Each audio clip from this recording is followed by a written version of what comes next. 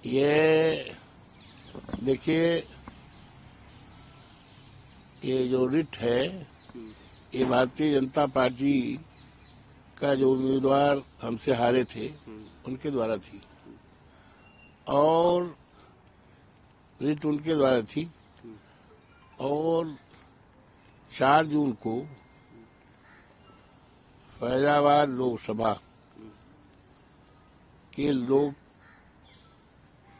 तुल्य देवतुल्य मतदाताओं ने प्रभु श्री राम की कृपा से, हनुमान जी की कृपा से, माँ सरजू माई की कृपा से और हमारे नेता माननीय अखिलेश यादव की कृपा से हम सांसद बन गए।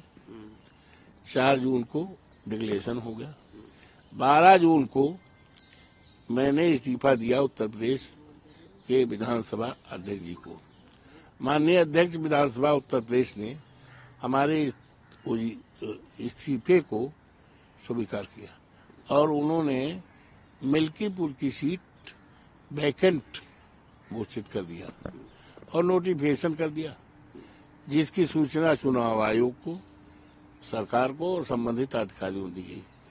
तो जिस समय हम चुनाव जीत गए, सांसद हो गए लोकसभा फैजाबाद जनपद अयोध्या के, तो रिट भारतीय जनता पार्टी के उम्मीदवार को उठा लेना चाहिए था, क्योंकि वो जब सीटें नहीं है तो उसका कोई मतलब नहीं, कानून की निगाह में उन्होंने उठाया नहीं।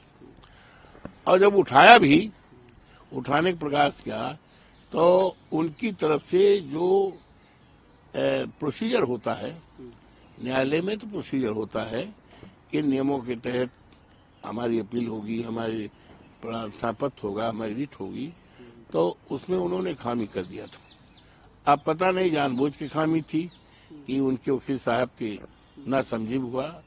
बहरहाल उस पर न्यायालय की तरफ से निर्देशित किया गया कि गजट, सरकारी गजट करके और जो पार्टी है उनको नोटिस करके, सर्व करके तब एप्लीकेशन लेकर आई है। बीच में अदालत पे हाजिर भी नहीं हुए। आज मुझे जानकारी मिल रही है माननीय न्यायालय की तरफ से निर्णय हो गया और रिट जो उन्होंने दायर किया था उस रिट को वापस लेने के लिए आदेशित कर दिया गया। अब चुनाव का सवाल है। चुनाव तो अब चुनाव आयोग के ऊपर है और सरकार के ऊपर है, सरकार के ऊपर है और चुनाव आयोग की। मुझे उम्मीद है, मैं उम्मीद करता हूं कि चुनाव आयोग इस मामले में यथाशीघ्र बिना अनावश्यक विलंब के चुनाव की घोषणा करेगी। हम उसका स्वागत करते हैं और वहां के देवतुल्य मतदाताओं के, सम्मानित जनता के विकास के लिए बहुत आवश्यक है और मुझे उम्मीद है कि चुनाव आयोग इस पर गंभीरता पूर्वक विचार करते हुए चुनाव की घोषणा बिना विलंब के करेगी। ये मैं उम्मीद करता हूं और उसका मैं स्वागत करता हूं और सभी लोग उसका स्वागत करेंगे। तो क्या इसे आप देखते हैं, क्योंकि जिस समय ये सब कुछ दाखिल किया गया था उस समय कई बातें जो है वो कही गई थी, हलफनामे, तमाम चीजें कही गई थी, तो आप कैसे देखते हैं अब जब खारिज हो गई है? अब ठीक है, अब जब खारिज हुई, न्यायालय का आदेश हो गया, तो न्यायालय के आदेश का हम स्वागत करते हैं। न्यायालय का आदेश का हम स्वागत करते हैं, हम सराहना करते हैं कि एक मार्ग प्रशस्त हुआ, एक मार्ग प्रशस्त हुआ, क्योंकि चुनाव आयोग के लिए एक आधार था कि मामला चूंकि न्यायालय में है, इसलिए हमने चुनाव होना तो था, 10 उपचुनाव होने थे, लेकिन ये सीट जो मिल्कीपुर की हमारी सीट थी, इसको आयोग ने ये आधार मान करके कि चूंकि न्यायालय में रिट पेंडिंग है, विचाराधीन है, इसलिए हम नहीं कर रहे हैं। तो माननीय न्यायालय ने उस रास्ते को प्रशस्त कर दिया चुनाव होने का।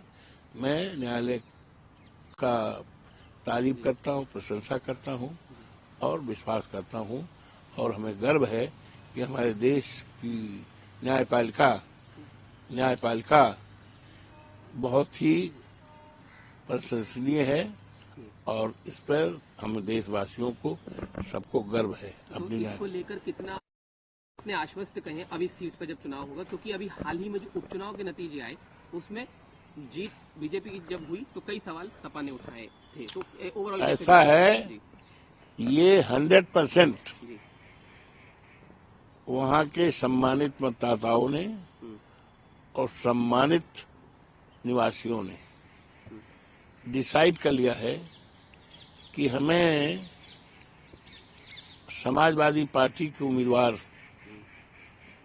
जो अवधेश प्रसाद का बेटा है अजीत प्रसाद, इसको माननीय हमारे अध्यक्ष जी ने, आदरणीय अखिलेश जी ने कार्यकर्ताओं की सर्वसम्मत राय से प्रत्याशी घोषित किया है। तो ये डिसाइड है, क्योंकि जनता का विश्वास, लोग देवतुल्य मतदाताओं का विश्वास मुझ पर है, क्योंकि उन्होंने 12 में हमको 35,000 वोट से जिताया था, हमें 22 में जिताया था, और हमें ये चुनाव भी हुआ है जो 4 जून का लोकसभा का, तो हमारे लोकसभा फैजाबाद की संसदीय सीट में भी विधानसभा बिल्कुल इसमें हम जीते हैं।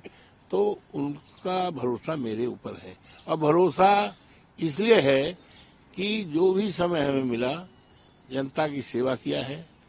हमने कहीं कोई आपसदारी में झगड़ा फसाद और गलत तरीके से किसी को प्रताड़ित नहीं किया, अपने पद का दुरुपयोग नहीं किया। हमने सारा समय उनके विकास में, सम्मान में किया है, और क्षेत्र नहीं मान करके बल्कि परिवार मान करके हमने मिल्की की सेवा किया है और उसका विकास किया है, बड़ा बड़ा काम किया है।